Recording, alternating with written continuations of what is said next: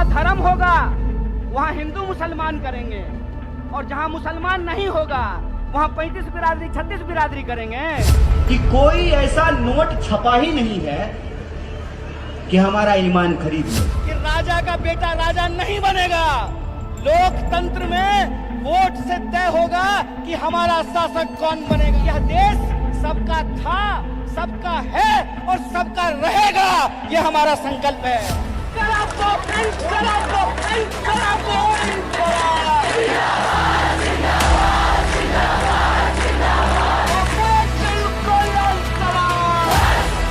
आज अनसुनी कहानियां में बात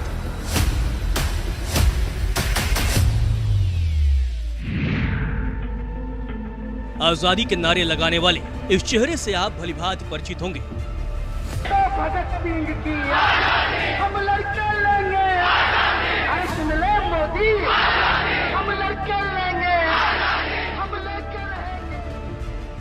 आज के समय में ये चेहरा अपने हमउम्र लोगों में सबसे लोकप्रिय है। कि संघर्ष को तुम दबा नहीं पाओगे, तुम जितना दबाओगे हम उतना खड़ा होंगे। अपने बेबाक बयान, जोशीले तेवर, फायर ब्रांड छवि और सत्ता को लगातार ललकारने वाले कन्हैया कुमार की कहानी किसी फिल्मी पर्दे की तरह है, जहां एक छोटे से गांव से निकला लड़का अचानक मीडिया का दुलारा बन जाता है। बड़े बड़े अखबारों की वह हेडलाइन बनता है। देश के दिग्गज नेता उसके समर्थन में बयान देते हैं। लाल सलाम के उभरते सितारे के तौर पर सियासत में चमकने वाले कन्हैया कुमार नरेंद्र मोदी के खिलाफ लगातार मुखर रहते हैं और वह उन पर शब्दों के बाण छोड़ते रहते हैं। बीजेपी क्या है, मोदी जी क्या हैं, आरएसएस क्या है। आज देश की बागडोर एक ऐसे इंसान के हाथ में है जो अपनी पत्नी की जिम्मेवारी ना उठाया हो, वो देश की जिम्मेवारी उठाएगा। ऐसा देश नहीं चाहते हैं जहां आम लोगों के पास रोटी नहीं हो और प्रधानमंत्री के पास चलने के लिए 8,500 करोड़ का विमान हो। भाजपा की राजनीति नफरत पे चलती है, भाजपा की राजनीति बेईमानी पर चलती है। कि जब पत्रकार नहीं खरीद पाते हैं ना, तो चैनल ही खरीद लेते हैं। प्रधानमंत्री जी ने ट्वीट किया है, कहा है सत्यमेव जयते। मैं भी कहता हूं प्रधानमंत्री जी, आपसे भारी वैचारिक मतभेद है, लेकिन सत्यमेव जयते चूंकि आपका नहीं इस देश का है, इस संविधान का है, मैं भी कहता हूं सत्यमेव जयते। बेगूसराय के तेगड़ा विधानसभा के बीहट गांव के रहने वाले कन्हैया बेहद साधारण परिवार से आते हैं। उनके पिता जयशंकर अब इस दुनिया में नहीं है और मां मीना देवी आंगनवाड़ी कार्यकर्ता हैं, जिन्हें हर महीने 3,000 रुपए मिलते हैं। परिवार का पालन पोषण इन्हीं पैसों से होता रहा है। जब कन्हैया को दिल्ली में गिरफ्तार किया गया तो मां का हौसला टूट गया और उन्होंने अपने बेटे को बेगुनाह बताते हुए कहा था कि उनका बेटा देश को कभी गलत नहीं कह सकता है। कन्हैया की मां ने कहा, जिस बच्चे को बचपन से पाले पोसे हैं, भला उसके बारे में दूसरा कैसे जान सकता है। मेरा बेटा निर्दोष है, गरीब का बेटा है, इसीलिए उसे फंसाया जा रहा है। कन्हैया ऐसी गलती नहीं कर सकता है।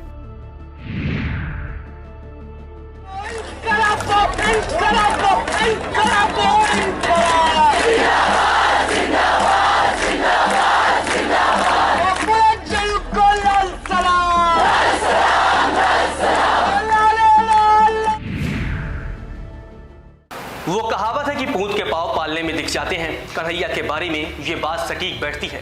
ये तस्वीर इस बात की तस्दीक करती है। तस्वीर में दिख रहा बच्चा कन्हैया कुमारी है, जिन्हें वामपंथी नेता एपी वर्धन को सौंप रहे हैं। नियति को नहीं मानने वाले कन्हैया को तब शायद ही पता रहा होगा कि एक समय वह लाल सलाम की क्रांति को जीवंत कर देंगे और बेगूसराय का लाल सितारा बन जाएंगे।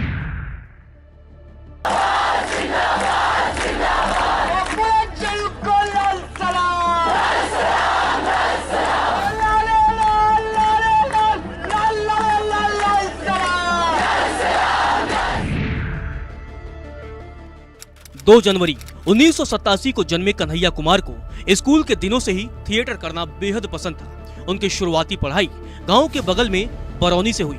केसी हाई स्कूल से उन्होंने बोर्ड की परीक्षा पास की।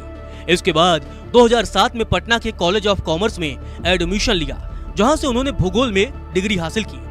ग्रेजुएशन खत्म करने के बाद कन्हैया कुमार दिल्ली पहुंचे, जहां उन्होंने प्रतिष्ठित जेएनयू में अफ्रीकन स्टडीज के लिए पीएचडी में दाखिला लिया। जेएनयू पहुंचने के बाद कन्हैया का झुकाव वाम विचारधारा की तरफ हुआ, क्योंकि उनका परिवार पारंपरिक तौर पर सीपीआई का समर्थक रहा है। 2015 में Kanhaiya Kumar all India student federation के पहले ऐसे सदस्य बने जो छात्र संघ के अध्यक्ष पद के लिए चुने गए। चुनाव में उन्होंने विरोधियों को पस्त किया।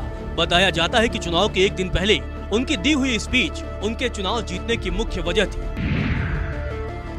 जेएनयू केस के बाद कन्हैया कुमार स्टार बन चुके थे। उनके समर्थन में नेता, अभिनेता और उद्योगपति ट्वीट और बयान देने लगे थे।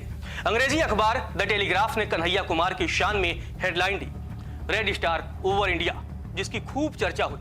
बीबीसी ने कन्हैया कुमार को अब तक के सबसे लोकप्रिय छात्र नेता का तमगा दे दिया। यह समय था जब कन्हैया कुमार लाल सितारा बनकर चमक रहे थे। कन्हैया की आजादी का नारा उनकी पहचान बन चुका था। कन्हैया कुमार के तेवरों से केंद्र के खिलाफ विपक्षी दलों को संजीवनी मिल गया।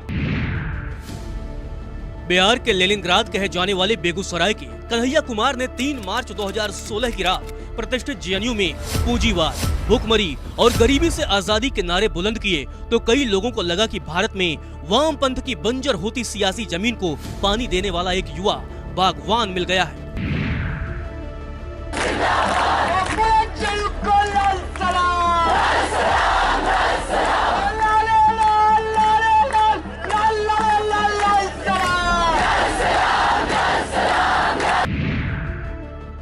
लाल सलाम के नारे को बुलंद करने वाले और वामपंथ के बंजर जमीन को सींचने वाले कन्हैया कुमार 24 अकबर रोड के बगीचे को सींचने पहुंच गए हैं। अब वो राहुल गांधी की तारीफ में कसीदे पढ़ते हैं। राहुल गांधी जब भारत जोड़ो यात्रा निकाल रहे थे तो कन्हैया कुमार यात्रा के प्रमुख चेहरे में से एक थे और वह यात्रा के दौरान अपने चिर परिचित अंदाज में भी नजर आए। अम्बेडकर जिंदा, राजीव भी जिंदा, इंदिरा भी जिंदा, अशफाक भी जिंदा, काबुलकर जिंदा, कलबुर्गी जिंदा, गौरी भी जिंदा, रोहित भी जिंदा, हो तुम भी जिंदा, है हम भी जिंदा। वामपंथ की पाठशाला से निकलकर कांग्रेस का हाथ थामने वाले कन्हैया कुमार देश के उन चंद नेताओं में से एक हैं जिनके बयान अखबारों की सुर्खियां बन जाती हैं, जिनके भाषण टीवी चैनलों पर छाए रहते हैं, जिनके फैसले मीडिया के लिए काफी मायने रखते हैं। यही वजह है कि जब उन्होंने कांग्रेस का दामन थामा तो सवाल उठा कि आखिर एक समय कांग्रेस के खिलाफ मुखर रहने वाले कन्हैया ने कांग्रेस का हाथ क्यों थाम लिया। उनके वैचारिक बदलाव पर सवाल उठे तो कन्हैया ने कह दिया कि अगर देश की सबसे पुरानी पार्टी बचेगी तो भारत बचेगा। अब कन्हैया कुमार राहुल गांधी को अपना नेता मानने लगे हैं। राहुल जी की छवि सुधरेगी नहीं। राहुल जी की जो एक्चुअल रियलिटी है ना, उनकी जो वास्तविकता है वो देश को आगे दिखेगा। कि उनकी छवि बिगाड़ने के लिए करोड़ों रुपया खर्च करना पड़ा, उनकी जो वास्तविकता है ना उसके लिए सिर्फ उनको रोड पे निकल करके पैदल चलना पड़ा। बड़े बड़ाई ना करे, बड़े ना बोले बोल, रहीमन हीरा कब कहे लाख टका मोल। ये उनका कद बड़ा होगा छोटा होगा ये प्रश्न नहीं है, उनका जो वास्तविकता है, उनकी जो रियलिटी है, उनको लेकर के जो झूठ का जो है वातावरण, एक आवरण जो खड़ा किया गया है वो अपने आप जो है धराशाही हो गया है। अपने तीखे तेवर से कन्हैया कुमार बीजेपी पर लगातार हमला बोलते रहते हैं। इसके अलावा अक्सर उनके निशाने पर प्रधानमंत्री नरेंद्र मोदी होते हैं। आज के समय में कन्हैया कुमार उन चंद नेताओं में से एक हैं जो पीएम मोदी पर कटाक्ष करते हैं, उनके बयानों पर पलटवार करते हैं, उनके अंदाज पर चुटकी लेते हैं। गुरु, हम आपको चाय बेचते हुए तो नहीं देखे हैं, लेकिन रेलवे बेचते हुए आपको देख रहे हैं। भाजपा की राजनीति लोगों को आपस में लड़ा करके लूटने पे चलती है और भाजपा का इतिहास नाथूराम गोडसे का इतिहास है। इस बात को याद रखिएगा कि भाजपा यहाँ आकर के कौन सी राजनीति की शुरुआत की कि जब कांग्रेस में रहता है तो चोर होता है और तुम्हारा पार्टी में जाकर के ईमानदार हो जाता है रे झूठा। कन्हैया कुमार की कहानी समझने के लिए हमें 9 फरवरी 2016 के जेएनयू के उस ऐतिहासिक और विवादित घटना को जानना होगा जब कथित तौर पर वहां देश विरोधी नारेबाजी हुई थी। मीडिया रिपोर्ट्स की माने तो इसी दिन जेएनयू में कुछ छात्र अफजल गुरु और मकबूल भट्ट की फांसी का विरोध कर रहे थे। इस विरोध में देश विरोधी नारे लगाने का दावा है। देश विरोधी नारों का ठीकरा कन्हैया कुमार पर फूटा, क्योंकि उन दिनों कन्हैया जेएनयू के छात्र संघ अध्यक्ष हुआ करते थे। कथित देश विरोधी नारों की वजह से कन्हैया को गिरफ्तार किया गया और उन्हें जेल भेज दिया गया। आजाद देश में अम्बेडकर वाली, अखबार वाली, तो बिस्मिल वाली, तो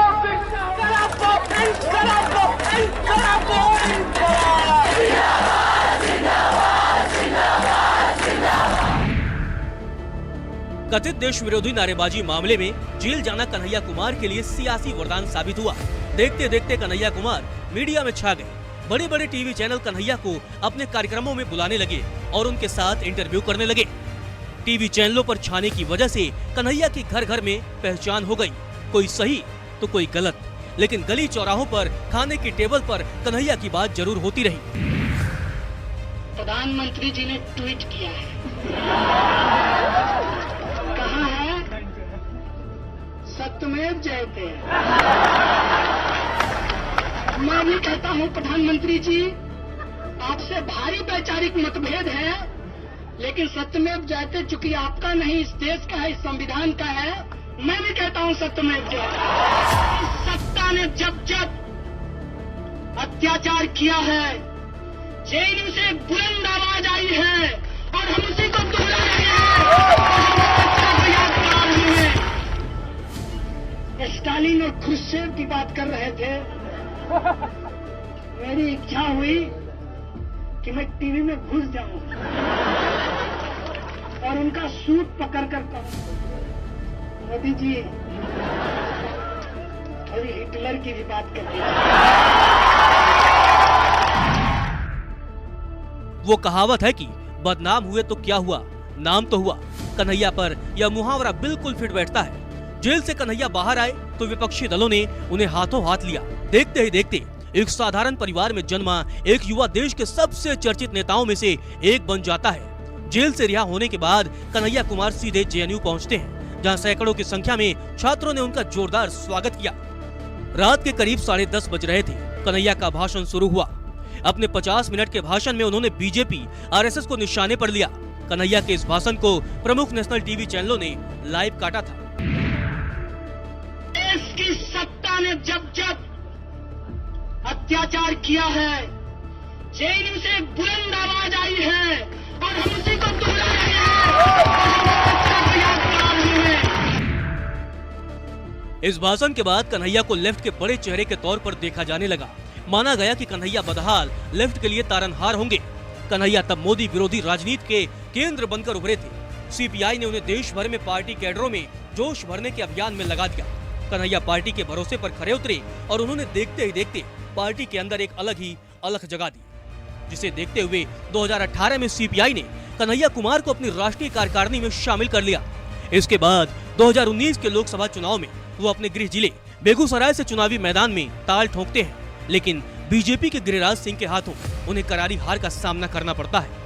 लेकिन हार के बाद भी उनके तेवर कम नहीं हुए, बल्कि लोकसभा चुनाव में हार के बाद कन्हैया कुमार बीजेपी और मोदी के खिलाफ और आक्रामक हो गए। अगर कोई चाय बेचने वाला देश का प्रधानमंत्री होता तो जब नया साल आने वाला है तो 2 रुपया दूध महंगा किया जाता क्या?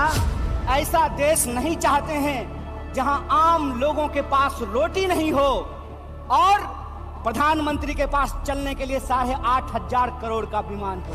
यह देश सबका था, सबका है और सबका रहेगा, यह हमारा संकल्प है। अगर हम इस देश को अंग्रेजों से मुक्ति दिला सकते हैं तो अंग्रेजों की चापलूसी करने वालों से भी मुक्ति दिला सकते हैं। लाल सलाम और आजादी के जोरदार नारों से सियासत में कदम रखने वाले कन्हैया कुमार अब कांग्रेस के हाथ को मजबूत करने की कोशिश में जुट गए हैं। राहुल गांधी को कन्हैया से काफी उम्मीदें हैं। यही वजह है कि कांग्रेस ने उन्हें कांग्रेस के छात्र संगठन की जिम्मेदारी सौंप दी है, जिससे युवा मतदाताओं में जगह बनाई जा सके। लेकिन एक बात तो सही है कि बिना किसी राजनीतिक पृष्ठभूमि और बाहुबल के कन्हैया कुमार ने राष्ट्रीय राजनीति में अपनी विशेष पहचान बनाई है। आज अनसुनी कहानियां में सिर्फ इतना ही। उम्मीद करते हैं आपको ये वीडियो पसंद आया होगा। अगले एपिसोड में मिलते हैं एक और चर्चित शख्सियत के साथ। भगत सिंह की हम लड़के लेंगे। अरे सुन ले मोदी, हम लड़के लेंगे, हम लेके रहेंगे। तुम कुछ भी कर लो, तुम पुलिस बुलाओ, तुम डंडे मारो, हम नहीं झुकेंगे। तुम जेल में डालो, हम नहीं रुकेंगे। हम लेके